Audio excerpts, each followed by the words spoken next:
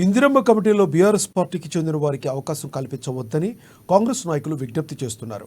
రాష్ట్ర ప్రభుత్వం ఇందిరమ్మ కమిటీలను ఏర్పాటు చేసిన పేద ప్రజలకు, నిజమైన లబ్ధిదారులకు మేలు జరిగేలా కార్యాచరణ చేస్తుంటే బోధ్ నియోజకవర్గ ఎమ్మెల్యే అనిల్ జాదవ్ మాత్రం ఇందిరమ్మ కమిటీలో బీఆర్ఎస్ నాయకులకు అవకాశం కల్పించాలంటూ అధికారులపైన ఒత్తిడి తేవడం సిగ్గుచేటన్నారు. వారిని కమిటీల్లో చేర్చుకుంటే అసలైన లబ్ధిదారులకు అన్యాయం జరుగుతుందన్నారు.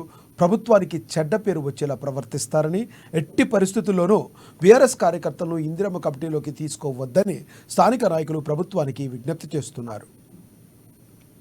ప్రభుత్వం తెలంగాణ రాష్ట్రాన్ని విధ్వంసం చేస్తూ మరి అదేవిధంగా ఈ బోత్ కాన్స్టిట్యున్సీలో వాళ్ళ నాయకులు వాళ్ళు ఎవరికైతే డబ్బులు ఇస్తారో వాళ్ళకే డబుల్ బెడ్రూమ్లు ఇవ్వడం జరిగింది. కాబట్టి 10 ఏళ్ల నుంచి ఒక కాంగ్రెస్ కార్యకర్తకు సాయం చేసింది ఇంతవరకు లేదు. ఇటువంటి వాళ్ళు మరి కమిటీలో ఏ మొహం పెట్టుకొని మరి అడుగుతున్నారో అర్థం కావడం లేదు. ఇది సరైన పద్ధతి కాదు. నువ్వు ఎమ్మెల్యే లెక్క ఉండు. ఇది కాంగ్రెస్ ప్రభుత్వం, ఇది ఇందిరమ్మ రాజ్యం కాబట్టి మరియు మా కార్యకర్తలను దెబ్బతీయాలనే ఉద్దేశంతో మరి ఇలా మాట్లాడడం సరైనది కాదు. నీకు వచ్చే నిధులతోటి నువ్వు అభివృద్ధి చేసుకో, దానికి ఎవరు అడ్డం రారు. కాబట్టి ఇది కాంగ్రెస్ ప్రభుత్వం, మీరు టీఆర్ఎస్ ప్రభుత్వం అనుకొని మళ్ళీ భ్రమించిపోతున్నారేమో.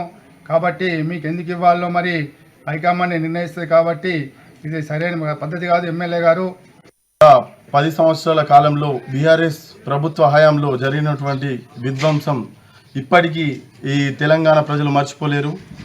అలాంటి విధ్వంసం నుంచి ఇవాళ సంఖ్యలను విముక్తి చేసుకొని మన ఇందిరమ్మ రాజ్యం రావాలి, అదేవిధంగా కాంగ్రెస్ ప్రభుత్వమే కావాలి అని చెప్పి ఇవాళ కాంగ్రెస్ ప్రభుత్వానికి పట్టం కట్టినటువంటి తెలంగాణ ప్రజలు ఇవాళ మళ్ళొకసారి బీఆర్ఎస్ చేతిలో మోసపోవడానికి ఇది ఆస్కారం ఉంది. ఇవాళ జరుగుతున్నటువంటి బోత్ నియోజకవర్గ ఎమ్మెల్యే గారు తన ప్రభుత్వ ఇందిరమ్మ కమిటీలలో ప్రతి ఒక్కళ్ళని ఇందిరమ్మ కమిటీకి ఒక్కరిని ఉంచాలని చెప్పేసి ఇవాళ బోధ్ నియోజకవర్గ ఎమ్మెల్యే అధికారులపై ఒత్తిడి తెస్తున్నారు. మళ్ళీ అలాగే జరిగితే మళ్ళీ కమిషన్ల పాలు, అటు బీసీ బంధు, ఆ 10 సంవత్సరాలలో బీసీ బంధు, దళిత బంధు, డబల్ బెడ్రూమ్ అంటూ వాళ్ళ వేలల్లో లక్షల్లో